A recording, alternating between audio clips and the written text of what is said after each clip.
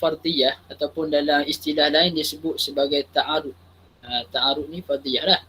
Baik, kenapa kena sebut fardiyah? Kerana apabila diitlaqkan solat, saja aku sembahyang zuhur tanpa diniatkan fardiyah, maka yang dimaksudkan adalah sembahyang sunat. Nampak? Maka oleh sebab itu disyaratkan dalam niat sembahyang ini, iaitu kita mesti fardiyah, kita mesti niatkan kefarduan tersebut. Okey, boleh selesai. So, yang paling minimum dalam niat, okey, bagi yang menghadapi masalah waswas, dengar comel ni.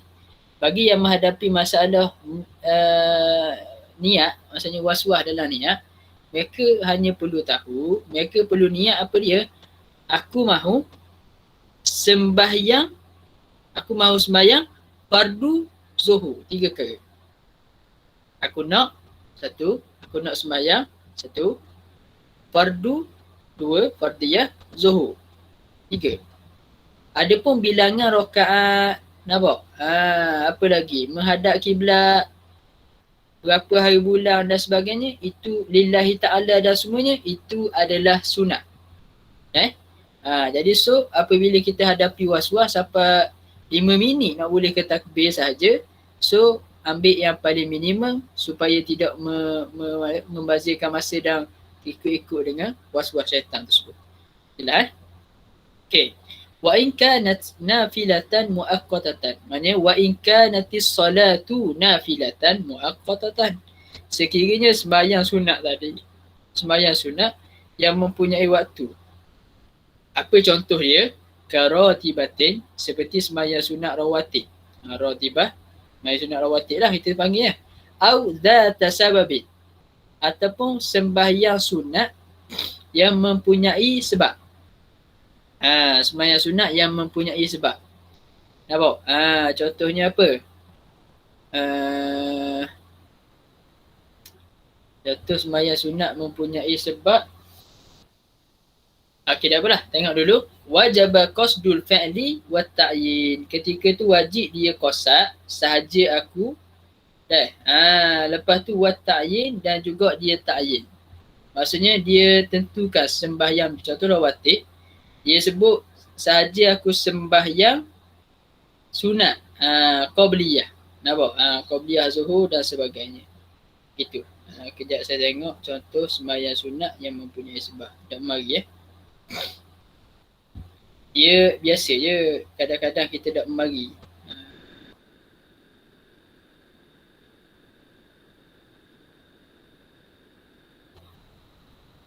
Okey. Jadi hak yang bila sebut qasdul fi'li maksudnya aku nak sembahyang, kemudian kena ta'yin. Jadi sembahyang duha sahaja aku sembahyang. Perlu tak sebut sunat duha? Maksud perlu ni adakah diwajibkan sebut sunat? Tak wajib. Tak wajib sebut sunat di situ. Okey, kita tengok contoh bagi dzatu sababin.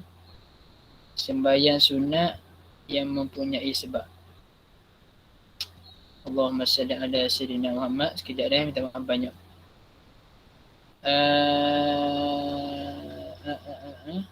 Dah jumpa cari. Okey, sembahyang sunat yang mempunyai sebab seperti sembahyang istisqa. Sembahyang sebab minta hujan. Ya. Maka ketika tu ketika niat dia kena sebut, bukan kena sebut lah, kena datangkan dalam hati nak sembahyang istisqa. Gitu. Tak mesti bahasa Arab. Bahasa Arab tu ataupun sebut sahaja aku sembahyang tu, itu lafaz niat yang telah lalu kita huraikan. Okey, habis. Wa in kanat nafilatan mutlaqatan, kalau sekiranya dia nak sembahyang tadi sembahyang nafilah, sembahyang sunat yang mutlak, sembahyang sunat mutlak, saja-saja nak sembahyang orang panggil. Nak sembahyang fardu, sembahyang dah. Kerana kaedahnya kalau sembahyang fardu kita tu, sembahyang fardu kita telah sempurna, haram kita ulang balik sembahyang fardu tanpa sebab. Boleh? So nak buat, kecuali masalah i'adah. I'adah sembahyang ada perbahasan lah. Cuma maknanya, dah bila dia nak sembahyang juga, lepas tu sembahyang sunat yang mempunyai sebab, mempunyai waktu, dia sembahyang lelaki dah. Nampak tak? So dia nak semayang juga, nak semayang apa? Semayang sunat mutlak. Nah, saja aku semayang 2 rakaat. Tu biasa orang niat lah. Ataupun dia akad takbir, aku nak semayang sesat dah. Walaupun tak sebut berapa rakaat, walaupun kita tak sebut nak semayang apa. Jadi semayang tadi dia jadi semayang sunat mutlak. Sebab tu dia kata wajabal qasdul fi'li faqat. Hanya wajib dia qasdkan perbuatan saja. Maksudnya aku nak semayang. Sudah. Okey, apa maksud al-fi'lu tadi? Qasdul fi'l maksud apa? Usolli, aku nak semayang. Itu maksud dia. Wa ta'yin zuhran au asran. Kiyah ialah au asran au isya'an au maghrib. 5 waktu tu. Wal fardiyah tu maksudnya fardon. Kita sebut kefarduan tersebut. Boleh. Okey. Kemudian faslun fi syuruti takbiratul ihram. Kalau ada soalan boleh tanya. Syurutu takbiratul ihram 16. Banyak takbiratul ihram kita sebut Allahu Akbar tadi. Baik. Yang pertama antaqa halatal qiyam fil fardiyah. Ni saya sebut tadi. Mesti takbiratul ihram tu berlaku. Taqa'a ni biasa orang terjemah. Kalau kitab lama terjemah dengan jatuh. Jatuh takbiratul ihram tu ketika keadaan kita berdiri. Jatuh tu maksudnya berlaku lah. Bahasa modennya berlaku. Berlaku takbiratul ihram tu dalam keadaan kita berdiri. Fil fardi bagi sembahyang fardu. Jadi dalam sembahyang fardu ada beberapa penjagaan saya nak sebut. Ada orang tu dia berlari kejar tok imam. Bila dia berlari kejar tok imam, adakah dia berdiri betul ketika takbiratul ihram? Maka kalau berdiri betul lulus. Kalau tidak berdiri betul ketika takbiratul ihram tadi, maka ketika itu tidak sah takbiratul ihram dia. Nampak? Ataupun dia sengaja duduk ketika takbiratul ihram, macam tadi isu tadi sengaja duduk sedangkan dia mampu berdiri, so tidak sah takbiratul ihram seseorang tersebut dalam sembahyang fardu. Sesat. Wa antakuna bil arabiyyah, dan mestilah takbiratul ihram tadi dalam bahasa Arab. Kalau dia lemah dia boleh terjemah, cuma wajib dia belajar sebut tadi sehingga dia pandai.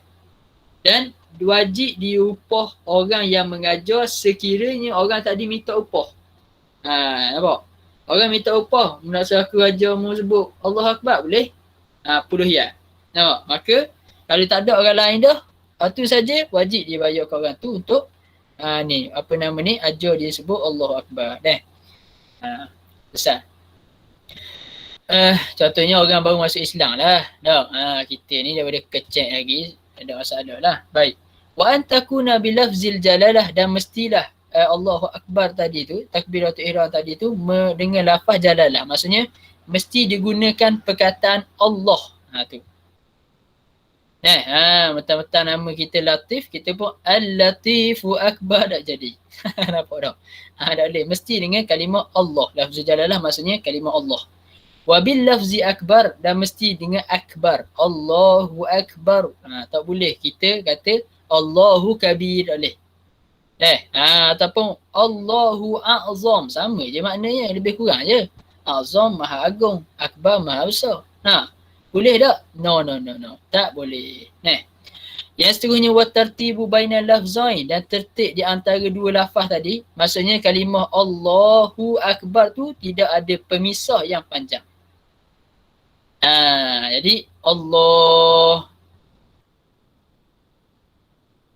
Akbar. Bodoh. Panjang itu, dia kira tidak sah lagi takbir dia kena takbir sekali lagi. Maknanya tidak masuk lagi dalam sembahyang. Lalu ada sahabat tanya, dah kalau kita takbir intiqalat, apa tak? Kan ada orang daripada sujud, dia nak bangun berdiri tu. Ada orang tu Allah senyap sampai kat berdiri, dekat nak berdiri, Akbar, ada kan? Okey, baik. Ketika tu lagu mana pula? Okey, hak tu takbir intiqalat hukumnya sunat. Cuma dia buat putus tadi tu tidak sempurna lah takbir di intiqalat dia tadi. Cuma adakah menyebabkan batal sembahyang? Tak lah. Yang kita bincang ni adalah syarat takbiratul ihram. Kerana takbiratul ihram merupakan rukun sembahyang. Dari sudut tadi tu tak sempurnalah takbir intiqadah dia, cuma tidaklah sampai membatalkan sembahyang. Baik. Wa alla yamudda hamzatal jalalah, dan tidak dimakkan hamzah jalalah tadi. Tu tidak dimakkan. Allah. Kenapa? Membawa maksud jadi istifham. Allah. Seperti itu. Allahu akbar. Adakah Allah Ta'ala tu maha besar? Jadi tanya pula. Nampak? Wa adamu maddiba pada akbar. Akbar. Tak panjang pada ba tu. Allahu akbar. Bar. Kenapa? Maksud akbar maksudnya gendang.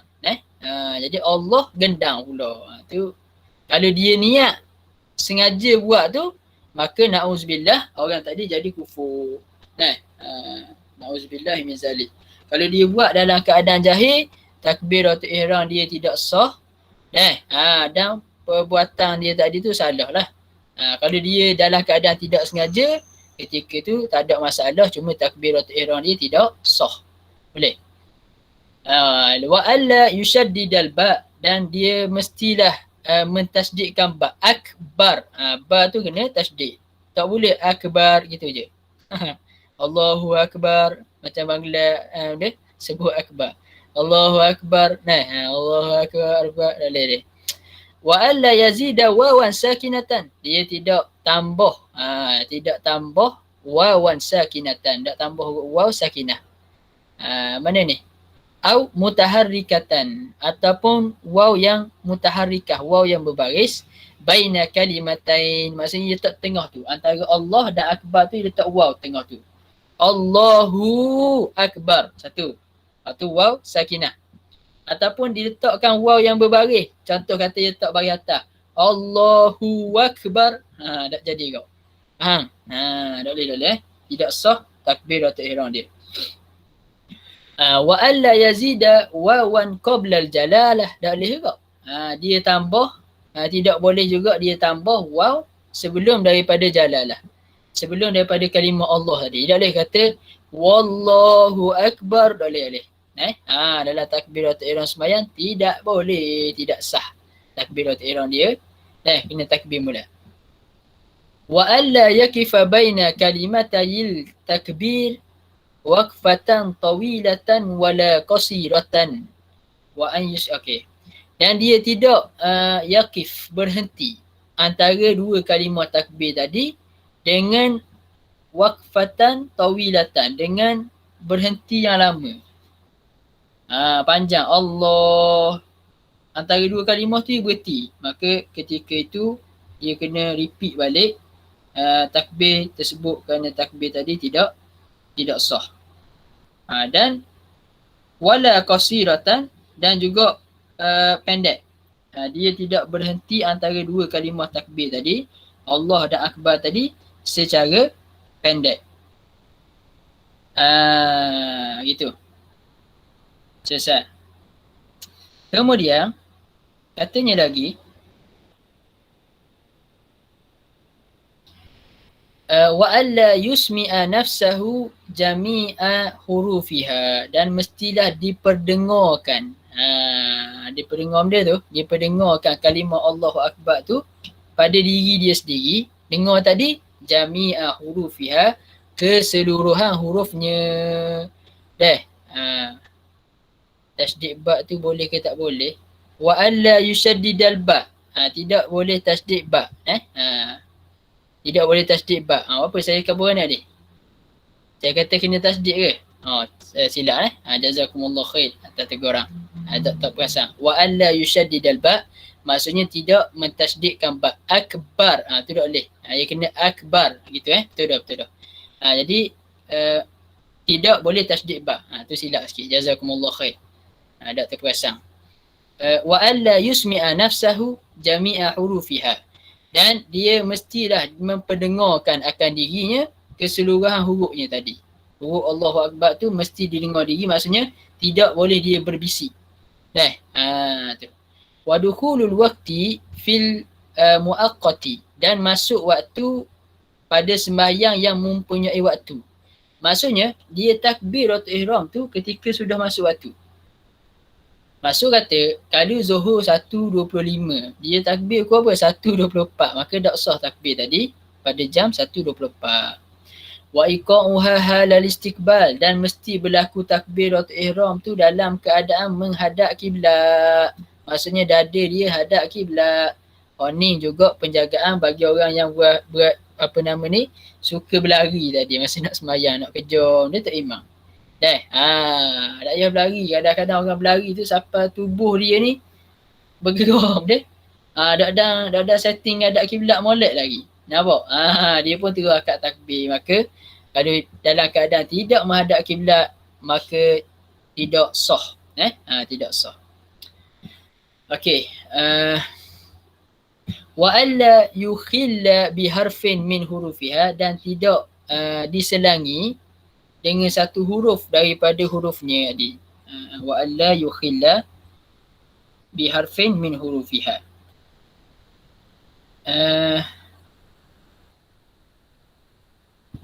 Yukhilla dengan maksud yufsida, tidak rosak. Sila tidak rosak satu huruf daripada huruf-hurufnya. Maksudnya mesti disebutkan tadi tu dengan betul lah. Setiap kalimah-kalimah yang disebut tadi.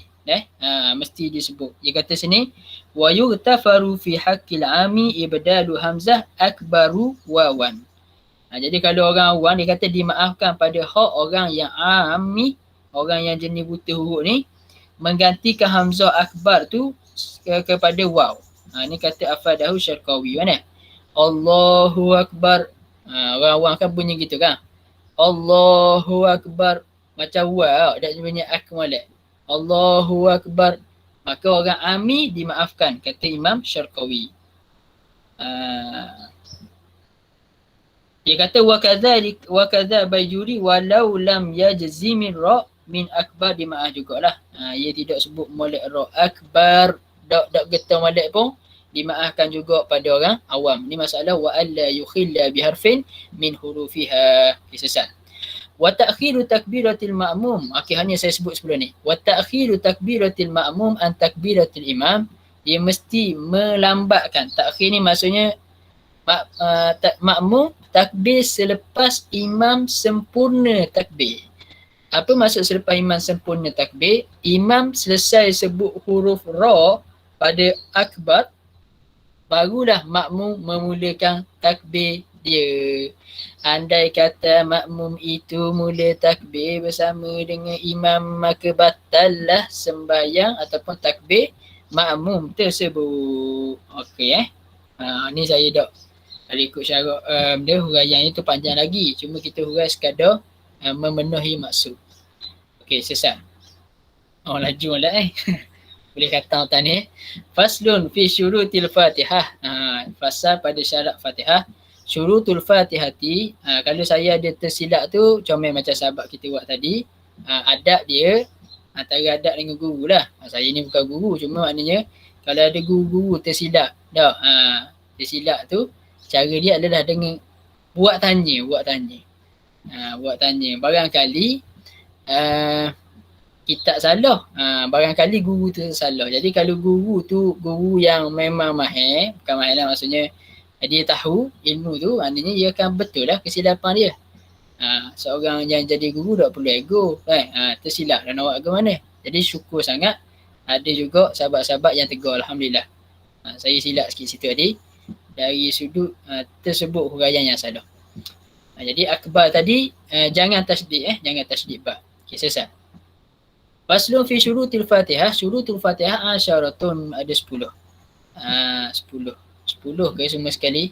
Cuba tengok balik kitab lain adakah terhad pada 10 atau tidak. Yang pertama at-tartib. Mesti tertib antara surah Fatihah. Tak boleh kita baca ihdinas siratal mustaqim, patut alhamdulillahi rabbil alamin, tak boleh. Jangan awak kerja gitu. Yang seterusnya muwalat. Mesti tidak ada pemisahan yang panjang di antara huruf di antara ayat-ayat surah Fatihah tadi.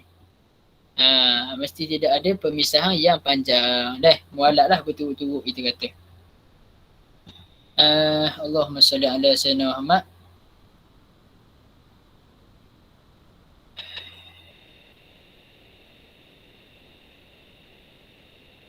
Okey, tengok dia kata sikit sini, saya nak royak masalah sikit. Dalam Kasyifatus Sajjah dia kata bi'alla al-muwalatu bi'alla ya'ti bifasilin, dengan dia tidak mendatangkan fasil pemisah. Fa in takhallala dhikrun ajnabiyyun ghairu muta'alliq ghairu muta'alliqin bis-salah, lalu sekiranya dia mendatangkan ada sesuatu yang menengahi, takhallala, mencelah-celah baca Fatihah tu dia ada zikir yang ajnabi, yang tak berkaitan dengan Fatihah tadi. Yang tidak berkait dengan semayang, yang tak berkait dengan semayang, walau qalilan, walaupun sikit, jawab dia fayu'idul qiraah, maka dia perlu ulang balik bacaan tadi. Okey, cuma sebelum tu Imam Syekh Nawawi Bantani dia bagi contoh. Seperti contoh dia zikir ajnabi yang kalau duduk tengah, contohnya kahamdi atish.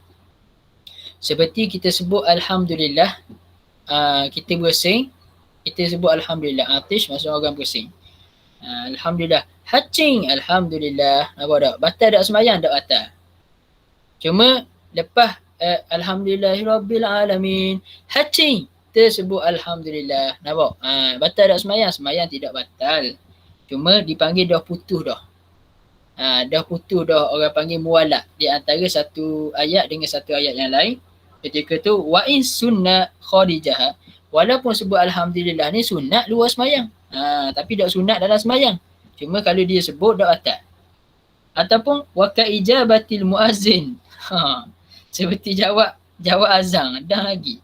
Ni qata'an muwalah, memutuskanlah muwalat tadi, fayu'idul qiraah, maka hendaklah dia ulang balik qiraah, wala tabtulu salatuhu, tak batal sembahyang dia. Tapi hak kita bahas ni masalah sebut alhamdulillah. Tapi kalau member kita sebut alhamdulillah, kawan sebelah ni tengah membayang kau jadi jawab pula ya rahmukallah, tu batal lah. Kenapa? Khitab. Khitab dalam sembahyang tak boleh melainkan khitab yang disuruh. Contoh khitab yang disuruh, assalamualaikum ayuhan nabi, kan khitab tu. Nampak? Kamu tu. Baik. Wa mislu, okey, padang tu. Okey, hak sedawa bunyi kuat tu, waktu kita akan bahas dekat perkara yang membatalkan sembahyang. Batal ke tak sedawa bunyi kuat tu. Baik. Wa qira'atu kulli ayatiha wa minha al-basmalatu. Dan syarat lagi basmalah adalah membaca seluruh ayat-ayatnya. Dalam mazhab Syafi'i 7 ayat. Semualah mazhab kata 7 ayat. Cuma khilafnya perkiraan mazhab. Jadi saya optimis anak-anak sahabat-sahabat dalam Quran dah baca kitab Fawasi ke dia panggil, yang bincangkan tentang Ra'sul Ayah. Jadi pendapat yang lain menyatakan alhamdulillah tu ayat yang pertama, ayat yang kena start dekat siratal ladzina an'amta alaihim ghairil maghdubi siratal ladzina an'amta alaihim, tu ayat yang kena. Ghairil maghdubi alaihim ayat yang ketujuh. Adapun mazhab Imam Syafi'i, bismillah tu merupakan ayat yang pertama, sebagaimana maklumlah. Okey, jadi so kena baca bismillah juga dalam mazhab Syafi'i. Baik. Biar kita tahu ambilan kita lah ni. Tok Imam Mekah dak baca bismillah, dak baca attack. Apa dak? Kita tak boleh ikut perbuatan orang, kita kena ikut ilmu kita. Sama juga macam ni. Rabbana lakal ham, mubalik. Mubalik kan. Tok Imam Mekah, Sami Allahu liman hamidah. Mubalik kata Nes, Rabbana walakal ham. Kita ikut juga, tak tahu kala sungguh. Jadi peranan mubalik ni ialah menguatkan apa yang Tok Imam kuat. Tok Imam dah sebut, mubalik tak payah sebut. Tu peranan mubalik. Nampak? Jadi Rabbana Sami Allahu liman hamidah. Di sisi mazhab Syafi'i yang perlu mubalik sebut adalah Rabbana Sami Allahu liman hamidah. Bukan disebut Rabbana lakal ham. Dengan kuat. Gitu. Kritikan ni disebut oleh Imam Bajuri dalam Hasyiah Bajuri. Bahkan Imam Bajuri kata benda. Imam Bajuri kata sebahagian imam-imam yang bodoh, yang jahil. Apa tak? Mengajar parak-parak lah je. Tidak mengajar mubalik mereka. Nampak? Mengikut mazhab lain. Sebab mazhab Syafi'i, setiap mubalik mesti menguatkan perkara yang imam kuatkan. So, kita tidak cukup sekadar mengikut perbuatan, tapi kita kena tahu kenapa dia buat gitu. Okey. Okey, ni kitab saya kabar kitab Mu'tadi. Jadi perbahasan dalil akan datanglah. Bukan tak ada dalil, ada dalil. Lagi dia kata wa adamul lahnil mukhilli bil makna, dan tidak berlaku lahan, orang panggil dia gosok, yang mukhil, yang mencacatkan. Mencacatkan, sedap kan ayat tadi. Yakhilu atas tadi yang tidak mencacatkan makna. Kalau cacat makna, batallah sembahyang tersebut.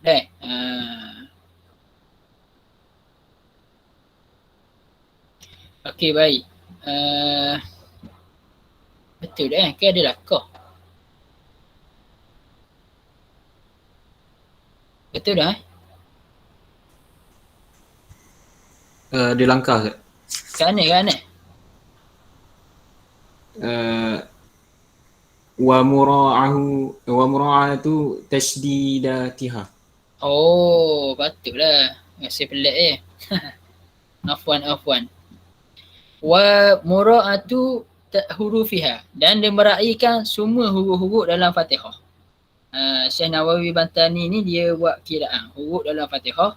Sahabat-sahabat dalam ni tahulah ke dah. Cuma dia sebut sini adalah perbahasan sekini. Sahabat kita tengoklah dalam Kasyifatus Saja, Syekh Nawawi Bantani dia ada senaraikan keseluruhan huruf dalam Fatihah ada berapa betul. Saya sengaja rahsiakan ni, ada dah depan muka. Nak baca boleh sangat, saja sipang suruh buat kerja rumah.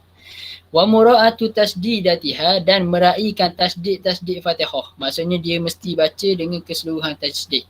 Tasdid Fatihah ada 14. Nanti Syekh kita Syekh Salim Sumair rahimahullah akan datangkan 14 tasdid Fatihah.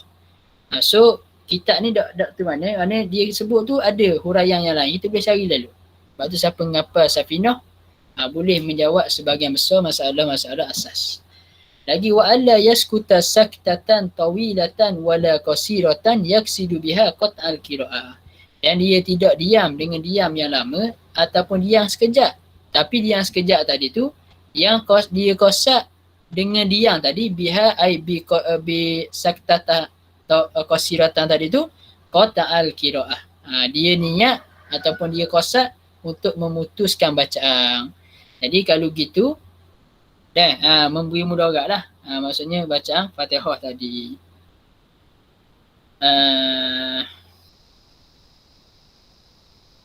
Jadi hak ni dah selesai. Jadi kira tak memenuhi syarat lah bacaan Fatihah tersebut. Lagi wa qira'atu kulli ayatiha wa minha al-basmalah, ni kita jelas dah tadi. Wa adamul lahnil mukhilli bil makna, dan tidak melakukan ataupun tidak buat perkara lahan, kesalahan yang mukhil, yang mencacatkan bil makna, mencacatkan makna tadi. Jadi tengok tanda molek. Lahan di sisi fuqaha yashmalu taghyirul i'rab, termasuk dalam berubah i'rab. Nampak? I'rab tu berubah. Contoh. Kita baca alhamdulillahi rabbil alamin. Tu biasa kan? Kita walaupun sah makna. Nampak tak? Makna sah tapi i'rab tu maksudnya maknanya sah. Contoh alhamdulillahi rabbil alamin, kita baca kan? Alhamdulillahi rabbil alamin. Sah tak i'rab rabbu jadi benda? Boleh buat khabar. Mubtada mahzuf. Alhamdulillah, segala puji bagi Allah, titik. Wa huwa rabbul alamin, dialah Tuhan semesta alam. Boleh? Tapi di sini dikira sebagai orang yang melakukan lahan, yang mencacatkan makna. Boleh? Dalam di sisi fuqaha. Dah boleh? Wa ibdala harfin akhar, dan dia menggantikan, menukarkan satu huruf dengan huruf yang lain. Nampak? Dia tukar satu huruf dengan huruf yang lain pun dikira mencacatkan makna. Mencacatkan makna. Okey, ada pun di sisi lugah yang dimaksudkan dengan lahan tu di sisi lugah dan ulama nahwu wa ammal lughawi wa nawi fa huwa taghyirul i'rab lah. Berubah i'rab. Wal khata'u fihi dan silap padanya. Bukan sekadar berubah dan silap i'rab tadi. Jadi dalam masalah ni i'rab tu walaupun betul tapi kalau ubah i'rab masuk dalam lahan juga. Tu. Okey. Jadi antara lain tak boleh juga kalau kita baca an'amta, kita baca dengan kasrah. An'amti tak boleh tu tak boleh belaka tu. Jadi mengubah makna tu menyebabkan Fatihah tadi tidak sah Fatihah. Wa an takuna halatal qiyami fil fardi, dan mestilah Fatihah tadi dilakukan dalam keadaan berdiri yang bersebut tadi so dia kena berdiri masa baca Fatihah sekiranya mampu. Kama taqaddam. Wa an yusmi'a nafsahul qira'ah, dan mesti dia pendengarkan dirinya sendiri, dengar bacaan dia tu. Wa alla yatakhallalaha dhikrun ajnabiyyun, dan mestilah tidak diselangi dengan zikir ajnabi. Sama dalam masalah takbir tadi takbiratul ihram. Okey, selesai. Ada lagi? Ni mari lalu step back lagi. Ni saya baca sajalah. Faslun fi tasdidatil Fatihah. Tasdidatul Fatihah 14. Ada 14. Bismillah fawqal lam. Ni kan tadi dia kata kena mura'atut tasdid. Kena rai mura'atut tasdidatiha. Kena rai tasdid Fatihah. So ni didatangkan mana tasdid? Ar-Rahman fawqa ra, Ar-Rahim fawqa maksudnya atas ra tu, ar-ra. Ar-Rahim fawqa ra, atas ra juga. Alhamdulillah fawqa lamil jalalah. Atas daripada kalimah Allah tu, lillah tu Rabbil alamin fawqal ba. Di atas ba. Atas huruf ba. Rabbi. Ar-Rahman fawqa ra, atas huruf ra. Ar-Rahim fawqa ra, atas huruf ra juga. Maliki yaumiddin fawqa dal. Ad-din tu tasdid situ. Iyyaka na'budu fawqal ya. Wa iyyaka nasta'in fawqal ya.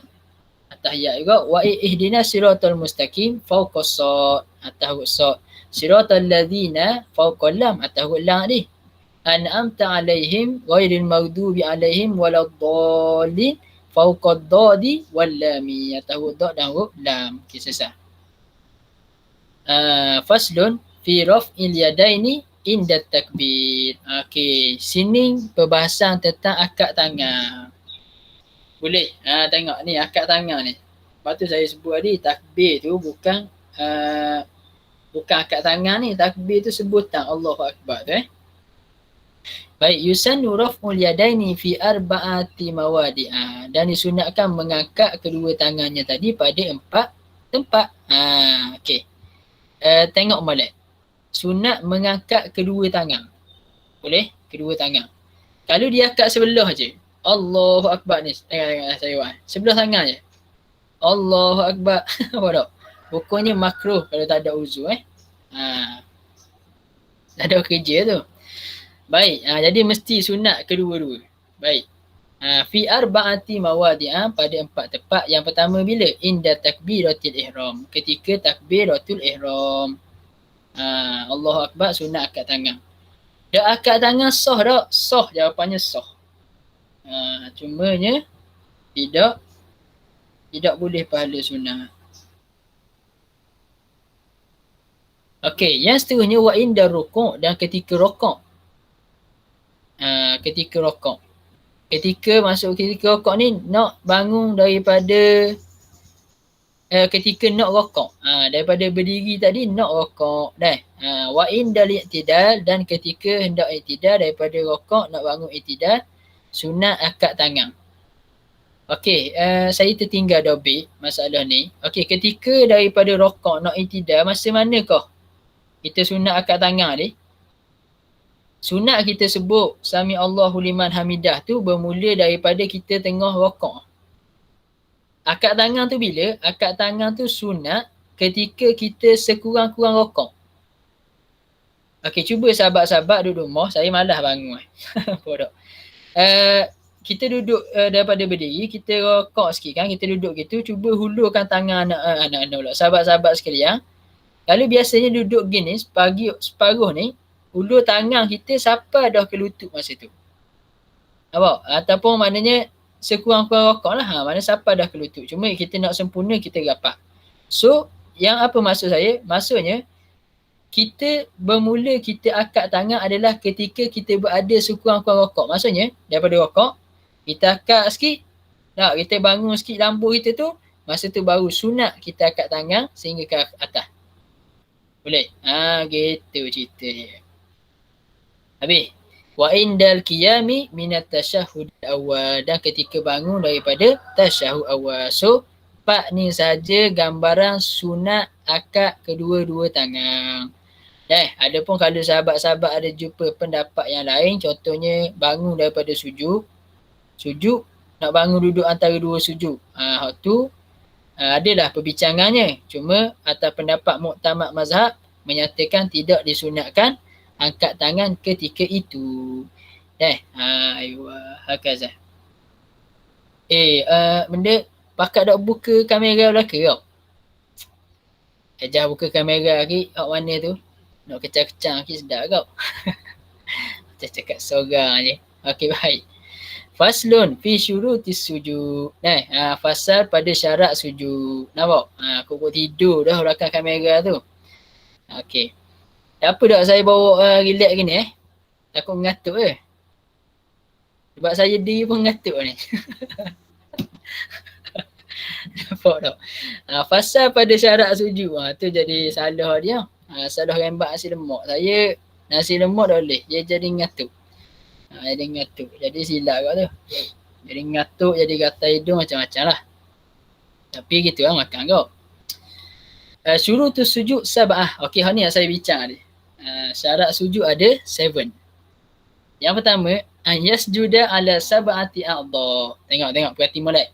Ni nak start, rasa nak huraikan panjang lah ni. Mesti sujud tadi dengan 7 anggota. Nanti pengarang kita akan sebut apa kau 7 anggota tu. Saya dah huraikan panjang Kali akan sebut sekejap lagi. Sabar. Sabar asal. Baik. Yang seterusnya wa antakuna jabhatuhu maksyufatan. Tengok. Syaratnya mesti jabhah dahinya tadi tu maksyufah terbuka. Ni sama ada lelaki atau perempuan. Sebab tu saya kata tadi masalah dia ni. Nikah. Nikah tadi perempuan tak boleh pakai nikah. Okey. Selesai. Yang seterusnya Allahumma salli ala sayyidina Muhammad.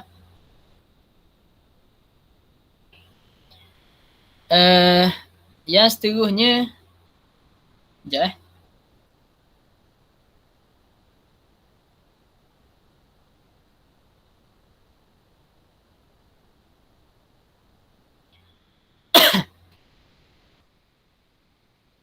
Okey, kita sebut tadi jabhah, dahi. Jadi dahi tadi terbuka. Nampak? Mesti terbuka. So, yang sekarang ni dahi. Tadi kan kita ada 7 anggota. So, masalah saya pergi dulu orang lelaki dulu. Okey, orang lelaki yang pertama dahi wajib terbuka. 1. Tangan ni sunat dibuka, makruh ditutup masa sujud. Tangan sunat dibuka, makruh ditutup. Lagi mana lagi? Ni 3 dah. Dahi, 1, 2. Boleh. Yang ke Allahumma salli ala sayyidina. Yang seterusnya anggota wuduk lagi 2 lutut. Ni bagi lelaki. Okey. 2 lutut bagi lelaki telah lalu kita bincangkan, adakah lutut itu aurat? Maka jawapannya atas pendapat muktamad tidak aurat, tapi wajib ditutup sebahagian lutut untuk menyempurnakan kewajipan menutup mabaina surah wal rukbah ni. Baik. So, ada bahagian dalam lutut tadi, ada bahagian yang wajib, ada bahagian yang sunat tu. So, andai kata orang tadi membuka bahagian yang wajib, maka tadi batal sembahyang dia dan dosa sembahyang. Okey, ada pun dia membuka bahagian yang lebih tadi, bahagian yang tak wajib tutup dah tu, itu hukumnya adalah makruh kalau dia buka. Sunat dia tutup situ. Tutup lelaki saya bahas bab lelaki sunat dia tutup kawasan lebih tadi. Boleh? Allahumma salli ala sayyidina Muhammad. Okey. Yang seterusnya kaki. Kaki bagi lelaki sunat dibuka, makruh ditutup. Bagi lelaki sunat dibuka, makruh ditutup. Maksudnya kalau pakai stokeng, tak ada apa-apa keperluan, hukumnya makruh. Okey, selesai. Yang seterusnya, orang perempuan pula, okey, maklum dahi tadi wajib dibuka. Tangan orang perempuan sama hukum macam lelaki tadi, sunat dibuka, makruh ditutup ketika sembahyang. Lutut orang perempuan secara total wajib ditutup, tak ada yang makruh ataupun sunat, ada. Wajib ditutup orang perempuan. Dan kaki bagi perempuan juga wajib ditutup. Aywa kata. Wa tahammulu bi ra'sihi, dan dia mesti tekan sikit dengan kepala. Tahammul maksudnya tekan sikit dengan kepala dia. Okey, wa adamul huwiyyi li ghairihi, dan dia tidak turun. Huwi maksudnya turun. Dia tidak turun sujud tadi li ghairihi, untuk tujuan selain sujud. Apa sujud tu? Dia orang ada libah pedang atas belakang. Dah dia main silap. Apa dah? Dengar yang punya pedang, mari dari belakang aku sujud lalu. Apa dah? Contoh-contoh. Nampak? Bukan niat nak sujud, nak ngelak pedang lepas sujud. Jadi dia kena bangun mula, sujud balik. Kerana tadi tidak dipanggil sujud lagi. Alright. Nanti soalan saya jawab insya-Allah. Wa alla yasjuda ala syai'in yataharraku bi harakatihi, dan dia tidak sujud atas sesuatu yang bergerak dengan pergerakannya. Ni perbahasan berkenaan dengan tak boleh kita sujud atas pakaian kita ni. Macam orang puang tau, dia pakai standard orang Malaysia kan, dia pakai dia. Allah, kenapa tahu nama, susah sungguh dah nak sebut. Baju semayang tu lah. Baju semayang. Astagfirullahaladzim. Baju semayang dia tadi tu. Telekong semayang. Dia sujud atas telekong tu tak boleh tak boleh. Gitu. Masalah praktikalnya gitulah. Ada dalam kitab-kitab panjanglah bahasa ni. Contoh. Tak apalah, panjang-panjang. Dah habis kitab kita. Baik. Jadi situ perbahasan dia. Yang ulama kata kalau serbang dia panjang sampai ke jadi sejadah. Nampak? Tu perbahasan duduk sini. Tidak berajak kepada huraian yang panjang. Kalau huraian yang panjang tak panggil daurah. Dia panggil talaki suti-suti. Dia panggil. Wartifa'u asafilihi ala a'alihi. Mestilah dia meninggikan bahagian bawahnya. Asafilihi maksudnya bahagian bawah. Mana bahagian bawah sini? Tu, punggung dan sekitarnya tu. Asafilihi maksudnya punggung dan sekitarnya. Ala a'alihi. Atas, bahagian atasnya. Benda maksud bahagian atas ni kepala. Dalam sujud mesti kita rendahkan kepala daripada punggung. Itu maksud. Ambil maksud lalu. Mesti kepala kita sujud lebih rendah daripada punggung. Maksudnya punggung mesti lebih tinggi daripada tu. Itu syarat. Jadi kalau orang tadi dia sembahyang atas gunung, dan gunung tadi tu menghadap kiblat. Naik gunung tu menaik, kiblat tak kena. Jadi bila dia sujud, kepala dia tinggi daripada punggung, maka ketika tu tidak sah sujud dia. Nampak? Tidak sah sujud dah. Kalau naik atas nu lagi sampai ke sudah, habis waktu dia timbul sembahyang hormat waktu ni. So dia sembahyang dalam keadaan begitu, kemudian selesai daripada tu dia ulang balik sembahyang. Andai kata dia mati sebelum daripada dia sempat ulang, dia telah sembahyang dah tadi, ketika tu tidak berdosa dah dia. Baik, selesai. Wa tuma'ninatu fihi, dan tuma'ninah pada sujud ini. Okey, terus. Tu mari dah tu. Mari dah khatimatun penutup. Fi a'dadi sujud, pada anggota sujud yang 7 tadi. A'dadi sujud di sab'atun ni pendapat Imam Nawawi yang menjadi pendapat muktamad dalam mazhab Syafi'i dalam masalah sujud. Mesti sujud dengan 7 anggota. Adapun di sisi Imam Rafi'i rahimahullah, pendapat yang kedua. Menyatakan anggota sujud yang wajib hanya satu je, dahi je. Adapun hak yang wajib 7 ni pendapat muktamad, iaitu pendapat Imam Nawawi. Boleh? Baik, yang pertama al-jabhah. Mesti sujud dengan dahi. Yang kedua butunul kafain, tapak tangan. Tapak tangan. Dan telah lalu saya huraikan. Warukbatain, 2 lutut dia. Wabutunul asabi' rijlain, dan mesti dia sujud dengan batin asabi' rijlain, kaki. Baik. So daripada sini orang bahas, kita kena benda buat kita sekarang, betul tak? Supaya benda kena batin kaki. Tiba-tiba kita ada tengok orang semayang dia pacok. Pacok boleh tahan ni. Ni, buat gini terus. Tak? Kan ni kaki batin dia begini. Nampak tak? Oh saya. Ni duduk gini terus. Kaki dia. So, apakah kita nak hukumkan pada orang tersebut? Sah tak semayang dia? Atas pendapat muktamad tak sah? Cuma ada pendapat yang kedua, iaitu pendapat Imam Rafi'i. Yang wajib ketika sujud, anggota wajib ketika sujud hanyalah dahi sahaja. Nampak? Jadi kita ikut pendapat muktamad. Sama kot jenis orang ada sujud, dia guna kuku. Patutnya kalau you buat gini pun sah dah. Ya. Dia pun buat ingat gitu sikit. Sah dah walaupun tak ni pun. You buat gini. Tapi jenis buat guna kuku kan. You sujud macam jenis silap rimam dia panggil. Nampak tak? Dia sujud gitu. Apa kena rasuk di jing dah. Nampak? Baik. Jadi atas pendapat Imam Nawawi tadi tak sah lah sujud dia. Kenapa? Tidak dengan batin kafain. Tidak dengan batin kafain. Okey, kemudian faslun fi tasdidati tasyahudi. Ni saya baca je lah. Dia bincang kan tak sebut dah dalam tasyahud kita kena raikan tasdid. Ia ada beberapa syarat dalam Fatihah tadi tu merupakan syarat kepada keseluruhan. Rukun qauliyah. Yusma'u nafsahu. Mesti didengari oleh telinga. Ni syarat-syarat rukun qauliyah. Kalau sahabat-sahabat nak tengok kitab kecil yang membincangkan tentang masalah ni, boleh tengok Safinatus Salah. Nampak? Safinatus Salah, dia ada senaraikan ada 7 syarat rukun qauliyah. Didengari oleh diri sendiri. 1. Mesti meraihkan huruf. 2. Mesti meraihkan tasdid. 3. Dan ada lagi lah beberapa yang lain. Baik, jadi kesemua rukun qauli yang 5, mana rukun qauli yang 5? Yang pertama, takbiratul ihram. Yang kedua, baca Fatihah. Yang ketiga, tasyahud akhir. Yang keempat, selawat kepada Nabi dalam tasyahud akhir. Yang kelima, salam. Ini je rukun qauli, mesti memenuhi syarat-syarat yang disebutkan. So, di antara syaratnya adalah tasdid. Aduh, ya udah, kita baca aja.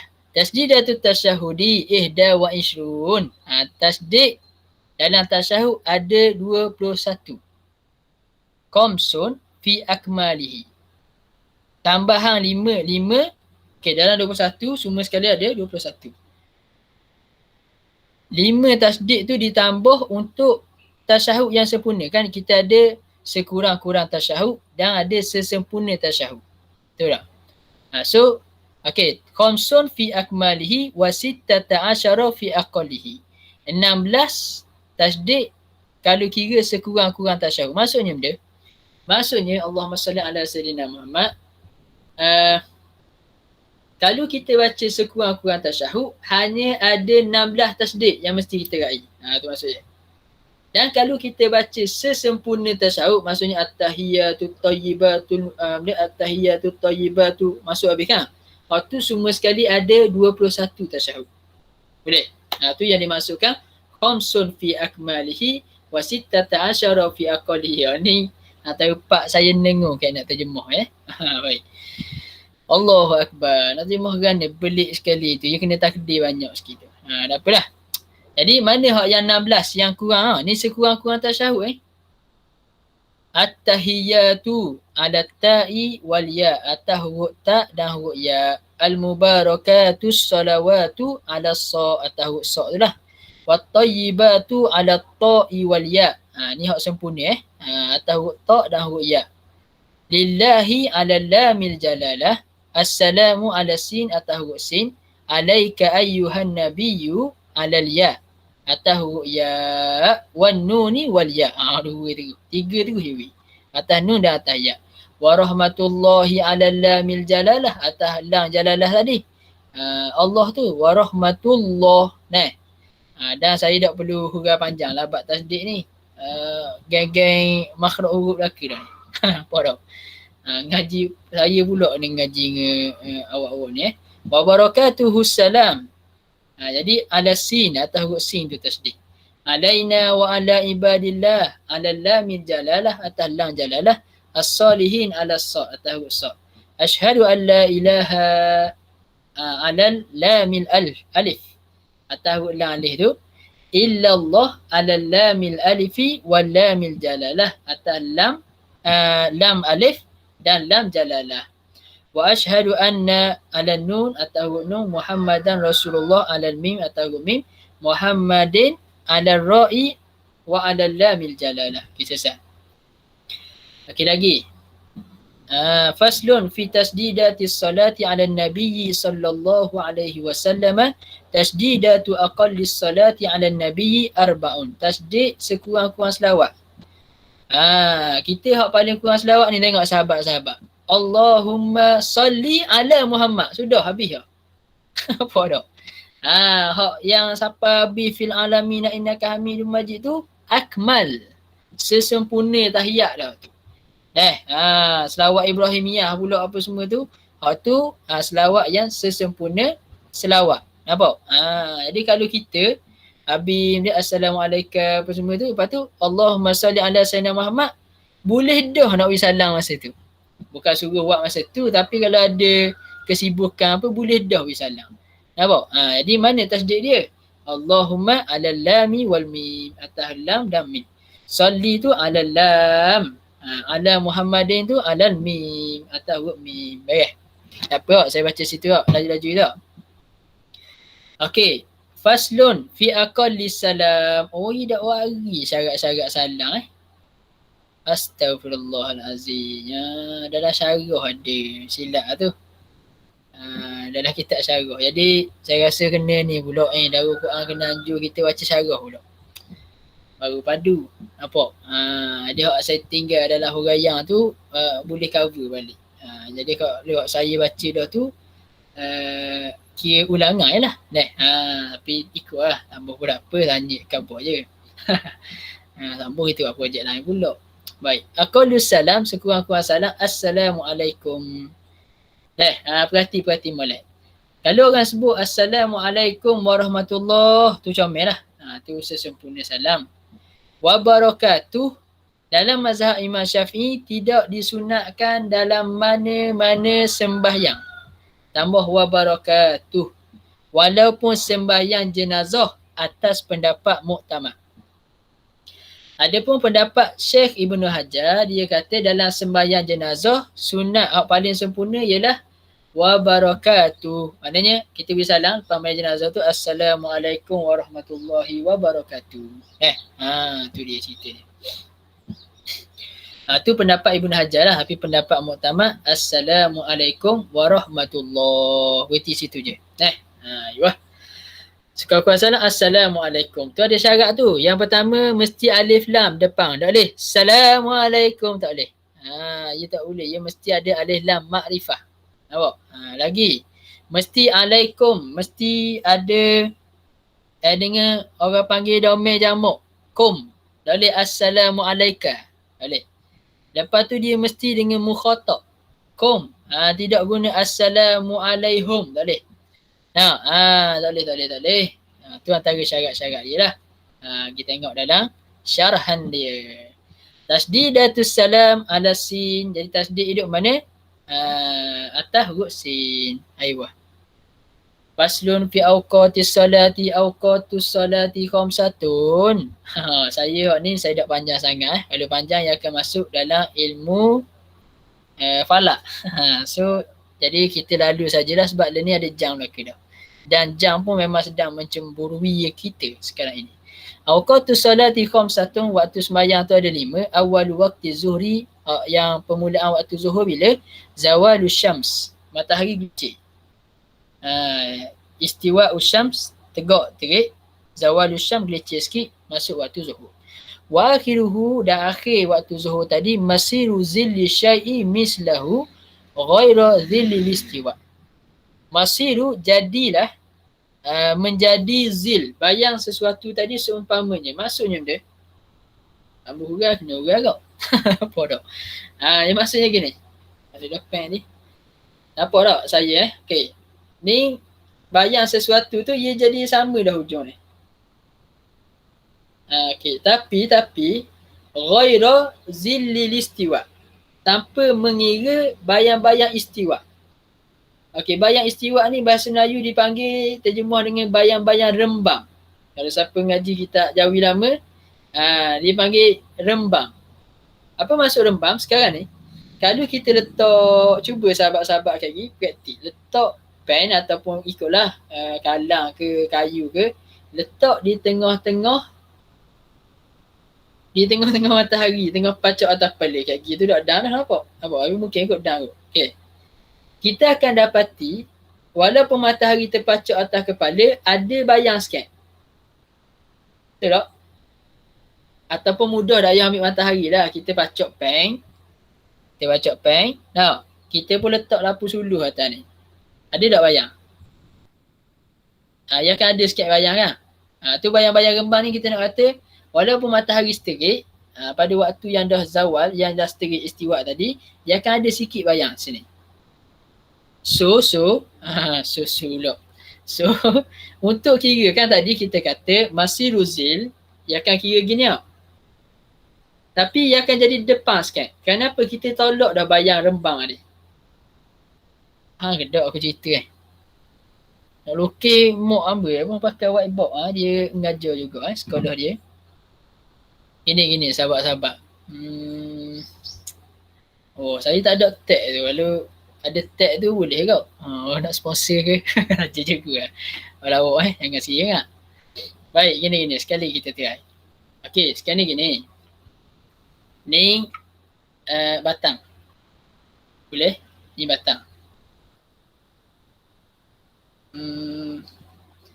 Okey, sekarang ni kaki botol air saya nampak tak pembentukan botol air saya? Kacau sungguh lah. Okey, sekejap Ni bayangkan ni adalah batang yang kita nak buat eksperimen ni. Okey, jadi kalau ikut asalnya akhir waktu zuhur, kita ambil kira panjang ni, contoh panjang bekas kita ni 3 meter. Contoh 3 meter ataupun yang mudah je 10 meter dah. 10 meter. Sepatutnya kalau kata masiru zilli syai'in mislahu tadi, bayang-bayang kita yang ada di bawah ni, adalah 10 meter. Betul? Okey, so kita bila bayang-bayang tadi 10 meter, kita tidak hukumkan dengan habis lagi waktu zuhur. Kenapa? 10 meter tadi termasuk dengan bayang-bayang istiwa. So, macam mana nak buat? Kita tengok dulu bayang-bayang istiwa tadi berapa. Katakanlah bayang-bayang istiwa tadi 1 meter. Contoh je saya bagi mudah. 1 meter. So, 1 meter tadi, Allahumma salli ala Sayyidina Muhammad, kita kena kira untuk dikira habis waktu zuhur tadi adalah ketika bayang-bayang menjadi 11 meter. Kenapa? Dah tolak dah waktu istiwa. Dah ambil kira. Tolak sini maksudnya tidak mengambil kira waktu istiwa. Kita dia ayat. Faham tak? Susah juga nak terang ada tak ada ni. Baik. Kalau ada depan tu mudah kan kita lokih-lokih tau. Wa awwalu waqtil asri, dan permulaan waktu asar tu bila? Idza sara zillu kulli syai'in apabila jadilah bayang-bayang setiap sesuatu tadi mislahu seumpamanya wazada qalilan. Tadi tu matahari ni habis waktu zuhur tadi tu lebih sikit. Bila lebih sikit masuk waktu asar. Itu maksud dia.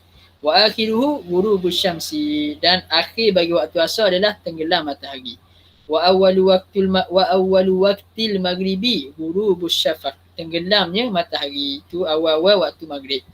Wa akhiruhu, dan akhir waktu maghrib tu bila? Ghurubus syafaqil ahmar. Tenggelamnya syafaq merah. Orang terjemah dengan mega merah. Ataupun dia bahasa dia. Allah, saya dah ingat dah. Terjemah dia. Syafaq ni maksudnya sahabat-sahabat mungkin jenis pencinta alam ni wahai jenis duk patai ke apa semua tu. Kan raja tengok line merah tu kan. Atas langit tu. Tu syafaq. Nampak? Line merah tu saya tak tahu nak terjemah dia. Orang terjemah dengan mega merah. Fajar Sadiq subuh. Tapi Fajar Sadiq dia ada kat line tu. Cahaya boleh lah. Cahaya. Ataupun mega ikut anda lah. Sahabat-sahabat boleh cari yang tepat. Jazakumullah atas yang memberi komentar yang berkongsi. Okay. Jadi waktu subuh macam sahabat itu Fajar Sadiq waktu syafaq kau tu. Tapi syafaq lain. Baik. Okay. Sekarang ni hilang syafaq merah. Okey baik. Benda ni nak sebut Allahumma salli ala sayyidina Muhammad. Ni pengarang kitab kita ni berjalan atas pendapat muktamad dalam mazhab Imam Syafi'i. Tapi masalah ni merupakan kaul qadim mazhab Syafi'i. Nampak? Biasanya dalam kaedah fatwa mazhab Syafi'i dia mesti ambil kaul jadi. Tetapi ada beberapa masalah dalam mazhab Syafi'i yang diguna pakai kaul qadim. Kenapa pula qadim jadi ni? Apa dak? Qadim tu kalau terjemah bahasa Melayu dia panggil lama-lama. Lama. Jadi tu baru.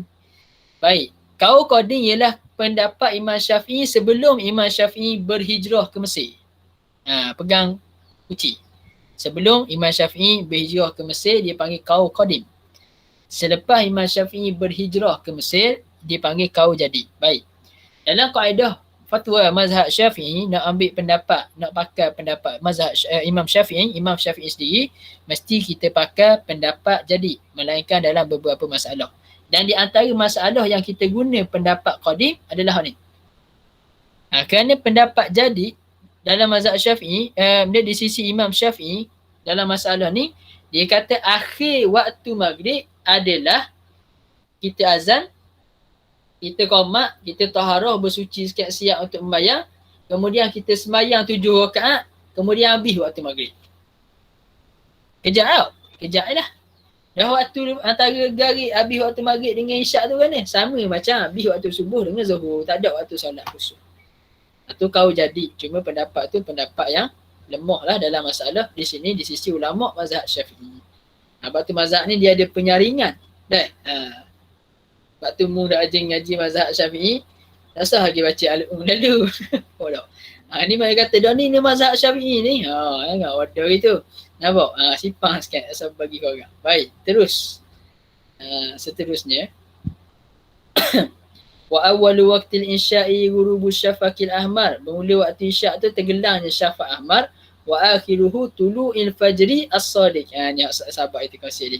Ayat itunya terbit ataupun naiknya fajar sadiq. Sini dia bagi fajar sadiq ni digunakan sebagian ulama dengan fajar sani. Fajar dia ada dua. Fajar awal dan fajar sani. Fajar awal maksud benda? Fajar kazi. Fajar kazi ni cahaya boleh kot pakai cadangan sahabiah kita deh, cahaya. Cahaya putih tu ia pacak langit. Tu fajar kazi. Sekali-sekali bangun awal kan. Awal DQ kan bangun awal mau. Mula Quran apa tahajud, masya-Allah. Apa dah? Subuh dah awal orang sejik tau. Baik. Dia kan tengah tengok langit, dia ada naik gitu. Cahaya yang putih melentang ke atas tu fajar kazi. Adapun fajar sadiq ni dia cahaya juga. Dia akan hilang je lepas dia naik putih itu, dia akan gelap mula, kemudian dia akan keluar cahaya melentang ke bawah. Tu dipanggil fajar sadiq. Baik. Terus wa awwalu waqti subhi, dan permulaan waktu subuh tu tulu'il fajri as-sadiq, terbitnya fajar sadiq, wa akhiruhu tulu'us syams. Terbitnya matahari. Bila naik matahari habislah waktu subuh. Okey, tu disebut al-ashfaqu salasatun. Ashfaq tu ada 3.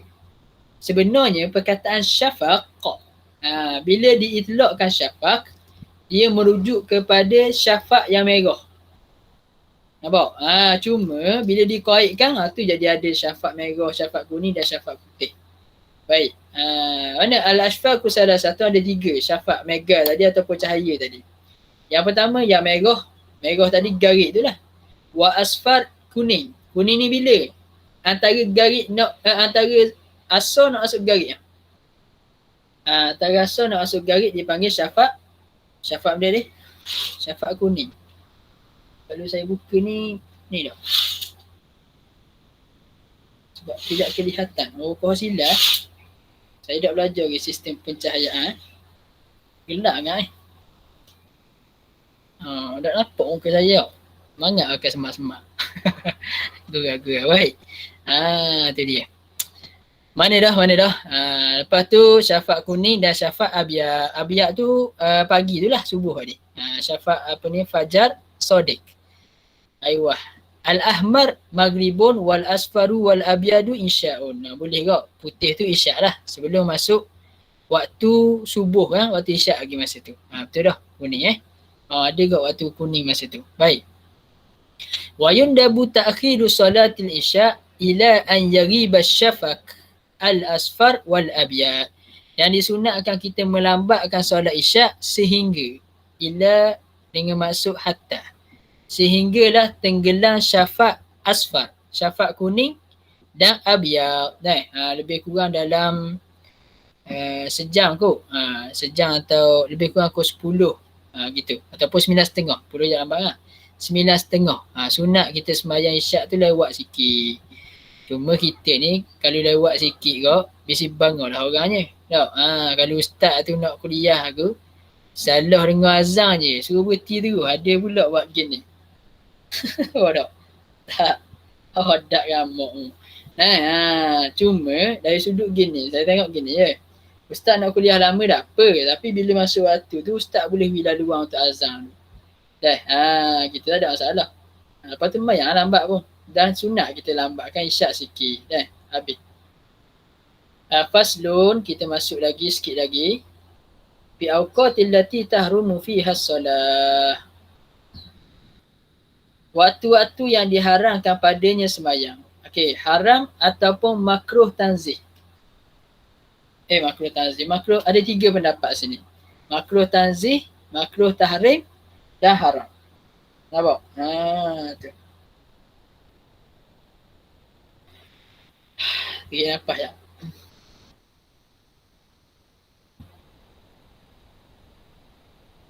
Dia kata tahrumus salatul lati laysa laha sababun.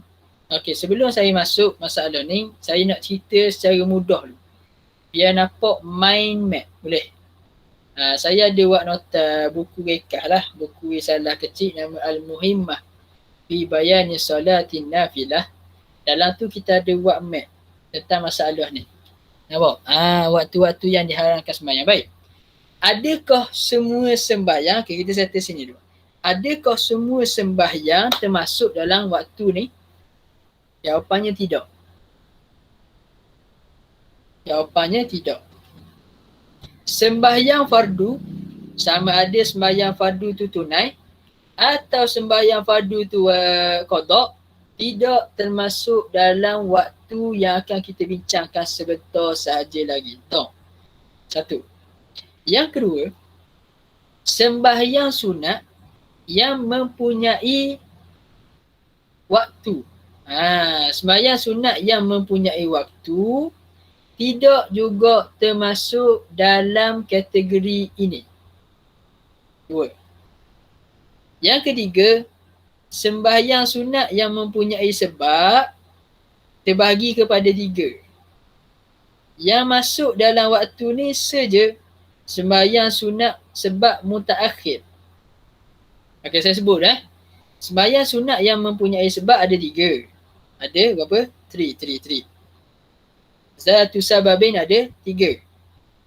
Lagi saya nak terik masalah. Yang pertama, sebab mutaqaddim. Maksudnya kita buat sebab mutaqaddim ni kita buat sebab baru kita sembahyang. Contohnya tahiyatul masjid. Kita masuk masjid dulu. Sebab masuk masjid, kita sembahyang tahiyatul masjid. Satu. Contoh kedua, sembahyang sunat wudu. Apa membayang sunat? Sebab tadi aku berwudu. Itu dia panggil sebab mendahului sembahyang. Solah sababun mutaqaddimun. Boleh? Satu. Sebab mutaqaddim tidak ada kena-mengena dengan waktu yang haram. Waktu yang akan dibincang. So, kalau, so tahiyatul masjid, kalau kita kat lagi kita akan tengok, lepas so tak boleh dah sembahyang. So, tak boleh sembahyang tu, sembahyang mana? So, sembahyang tahiyatul masjid tidak ada kaitan dengan waktu ini. So, boleh kita sembahyang tahiyatul masjid selepas kita sembahyang so, sekiranya kita masuk masjid. Nampak? Ayuh hakadha. Yang seterusnya.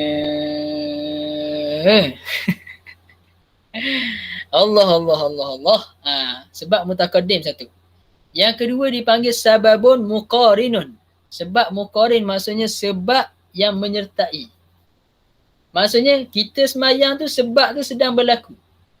Sebab semayang lah, sebab semayang. Contoh. Semayang gerhana. Ada tak orang semayang gerhana, lepas gerhana habis dah? Tak ada. Dan kalau lepas gerhana habis dah pun, semayang tu tidak sah. Nampak?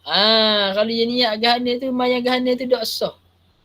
Kenapa habis dah waktu gerhana? Jadi, dipanggil sebab muqarin. Sebab yang kedua dipanggil sebab muqarin. Contoh semayang gerhana kenapa? Sebab sedang berlaku, kita pun semayang kerana sebab tersebut. So, yang kedua ni pun tidak ada kaitan dengan waktu yang diharamkan ini. Tak ada kaitan. Boleh? Yang ketiga dipanggil sabab mutaakhir. Ayuh. Sebab mutaakhir. Sebab apa? Mutaakhir. Maksudnya, kita semayang dulu, baru mari sebab. Kita semayang dulu kerana sebab yang akan datang. Itu maksud sebab mutaakhir. Contoh, semayang hajat. Kita semayang sebab apa? Nak minta hajat. Hajat tu boleh lagi. Tak boleh lagi sebab dia akan datang semayang hajat. Lagi, istikharah cinta. Istikharah. Kita istikharah pasal apa? Pasal kita nak pilih something. So, istikharah tu sebab akan datang. Nampak? Dipanggil sebab mutaakhir. Okey, tambih. Beri perhatian. 3 sebab tadi yang berkait dengan waktu yang diharamkan hanya satu je, sebab mutaakhir sahaja. Sebab mutaakhir sahaja. Boleh? Sebab mutaakhir sahaja. Maksudnya, sembahyang hajat, sembahyang sunat istikharah tidak boleh sembahyang dalam 5 waktu yang akan disebutkan sebetul saja lagi. Ada pun sembahyang tahiyatul masjid. Sembahyang apa lagi? Sembahyang Allah Rabbi. Sembahyang lagi. Ikut anda lah. Sembahyang rawatib. Umpamanya. Sembahyang rawatib. Itu tidak ada kaitan langsung dengan waktu yang diharamkan. So, orang tanya kita boleh atau tidak kita sembahyang sunat rawatib selepas waktu asar, boleh atau tidak? Silakan. Lepas waktu subuh, kita tak sembahyang lagi qabliyah subuh, boleh atau tidak kita sembahyang qabliyah subuh selepas fardu subuh? Silakan.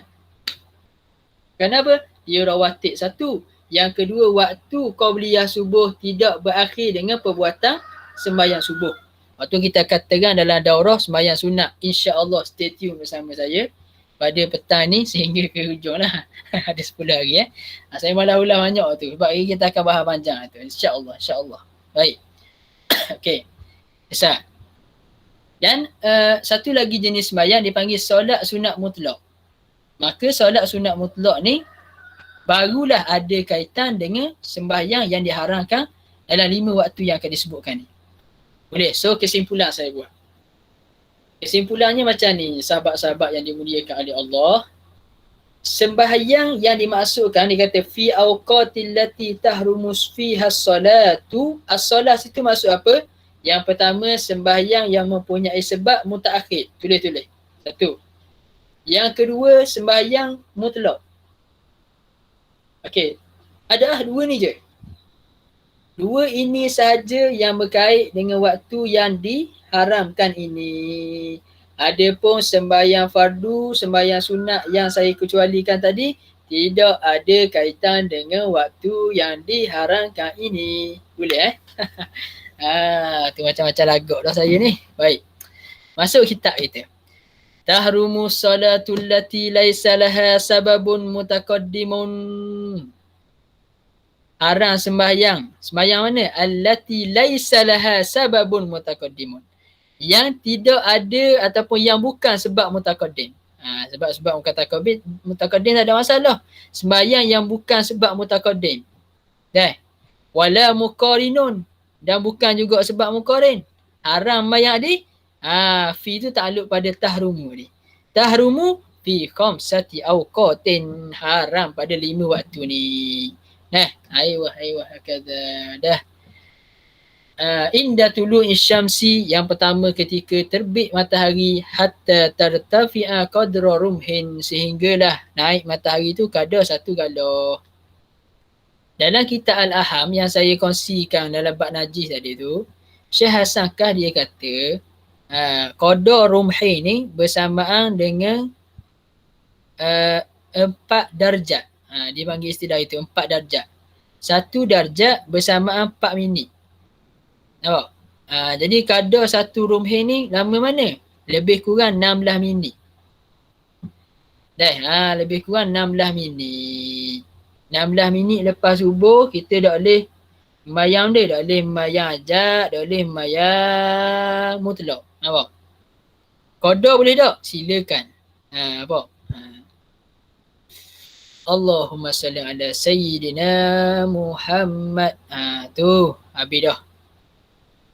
Cuma di Malaysia, saya pun tidak mendalami mana ilmu falak ni. Jadi mungkin sahabat-sahabat boleh buat kajian ataupun yang ada dah lagi, boleh share ke saya atas lah bahagian falak tu.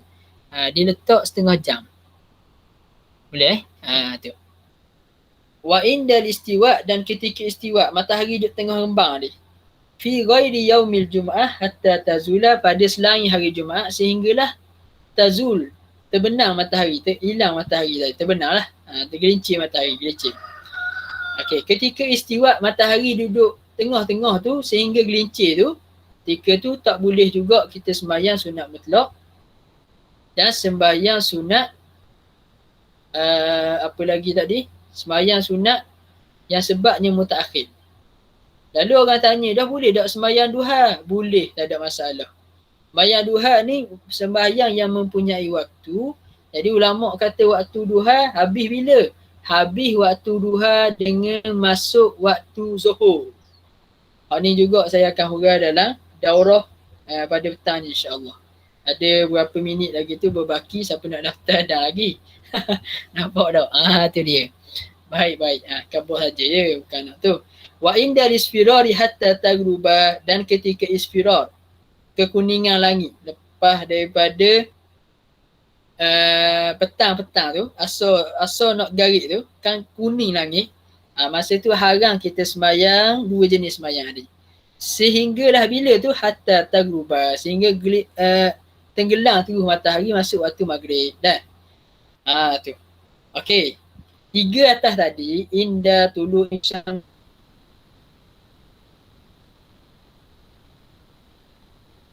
wa inda istiwa wa inda isfirah tadi, ni dipanggil haram dengan sebab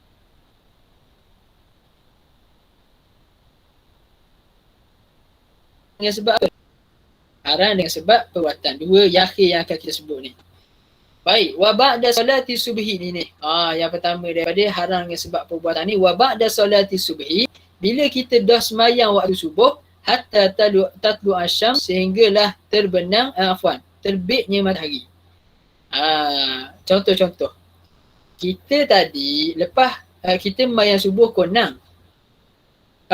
Habis sembahyang subuh pukul 6:05. So masa tu masuk lagi waktu yang kita kata tulu'i syams dah lagi. Tapi boleh tak kita nak sembahyang ajak lepas sembahyang subuh?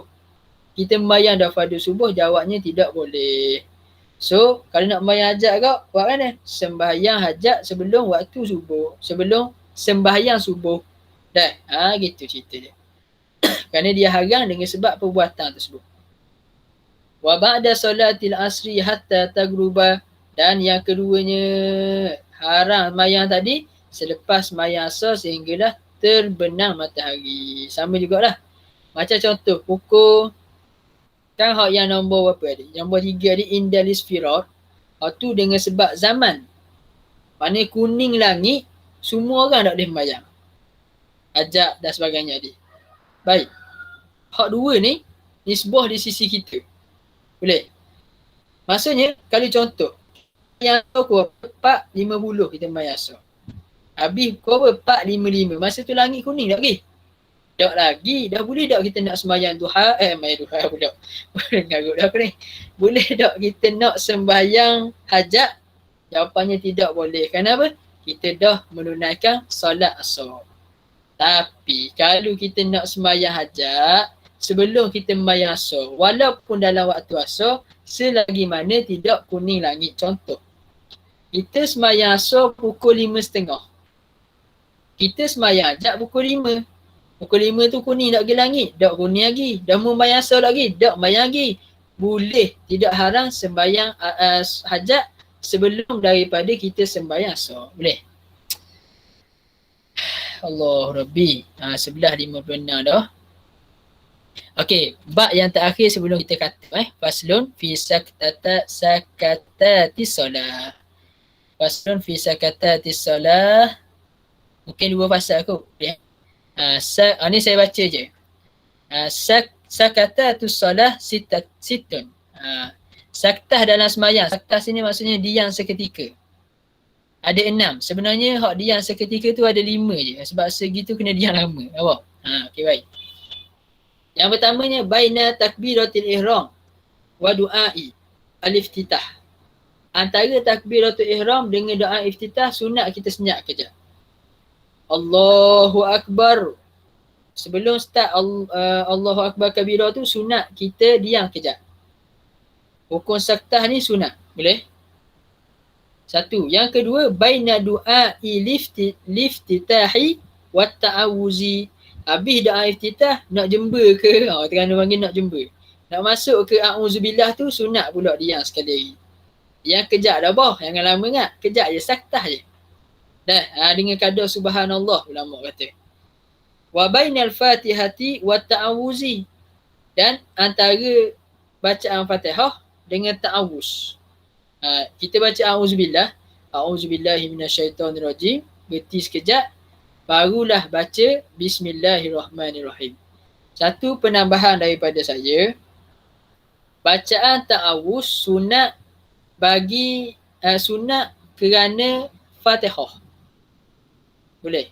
Maksudnya, maksudnya sebelum sunat kita baca ta'awuz sebelum daripada kita baca Fatihah. Jadi, Fatihah ada pada setiap rakaat. Maka ta'awuz sunat dibaca setiap rakaat. Boleh. Sebab ada orang faham ta'awuz ni hanya sunat pada rakaat pertama saja. Yang sunat rakaat pertama saja tu alif titah. Itu sunat rakaat pertama saja. Ta'awuz sunat setiap rakaat. Okey, selesai. Wa bainal akhiril Fatihah wa amin. Dan sunat juga kita diam sekejap antara akhir Fatihah waladdallin. Senyap kejap dan antaranya ulama kata dalam i'anatul talibin, saya dah ingat i'anah kan ataupun Fathul Mu'in, dia sebut sunat kita baca Rabbighfirli wa liwalidayya, baru kita sebut amin. Nampak? Boleh? Ni masalah orang kita sini ya. Berebut dengan Tok Imam. Tok Imam, ni pengalaman peribadi ya. Apa tak? Kita jadi lelah. Kita ingat kita lepas baca waladdallin, kita nak kira nafas dulu tau. Baru nak amin. No, belakang punya dah ni. Peribut pun. Apa tak? Lah parah awak mau.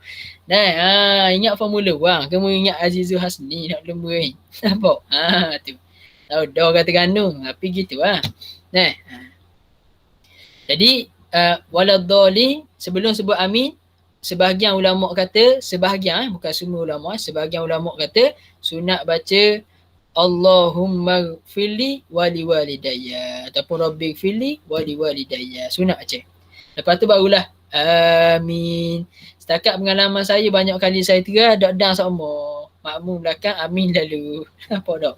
Dak-dak baca rabbi gfirli wali walidayya dah. Kecuali mayat seorang tu boleh lah. Ni terpakai dalam sembahyang fardu atau sembahyang sunat.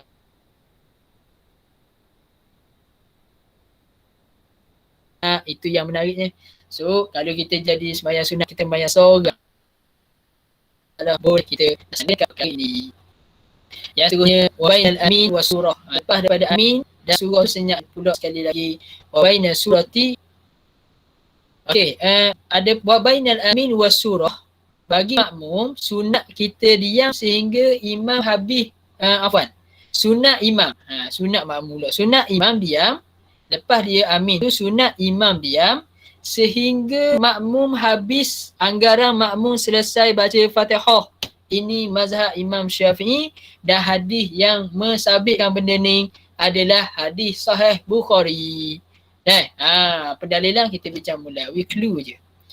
Wa baina suratihah ni saya khabar kena berhenti lama bukan saktah je, lama lah bagi tu imam tadi kena diam tu. Tapi bagi makmum tu bagi makmum tu dia kena senyap kejap sebelum dia baca Fatihah tadi. Wa baina surati war ruku', dan antara surah dan juga rukuk. Okey, boleh kita ambil satu lagi fasal ni, kita baca saja. Faslun fi arkanil lati talzamu fiha tuma'ninah, pasal pada rukun yang wajib, talzam dengan maksud wajib wajib padanya pada rukun tersebut at-tuma'ninah tu, wajib tuma'ninah mana? Arkanul lati talzamuhu fiha tuma'ninah tu arba'atun, ada 4 rukun yang wajib tuma'ninah. Yang pertama ar-ruku', yang kedua wal-i'tidal, yang ketiga was-sujud, yang keempat al-julus wal julusu baina sajdatain, duduk antara dua sujud. Okey, apa makna tamakninah? Tengok, pengarang kita dah letakkan dobit siap-siap untuk kita yang baru nak belajar ini. Tamakninah ya sukunun ba'da harakatin. Diam selepas duduk diam. Sukun ni maksudnya tidak bergerak.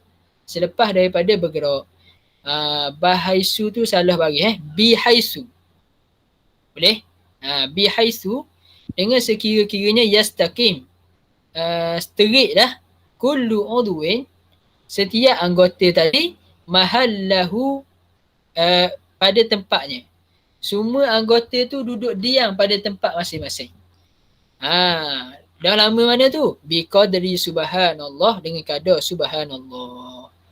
Kemudian faslun asbabu sujudi sahwi wallahu a'lam. Kita berhenti setakat ni dulu. Saya minta maaf banyak atas segala kekurangan. Serah kepada tuan pengerusi majlis.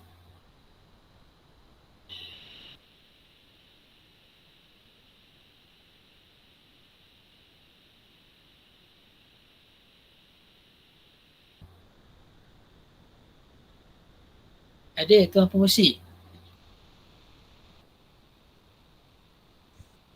Ada. Baik, fadal.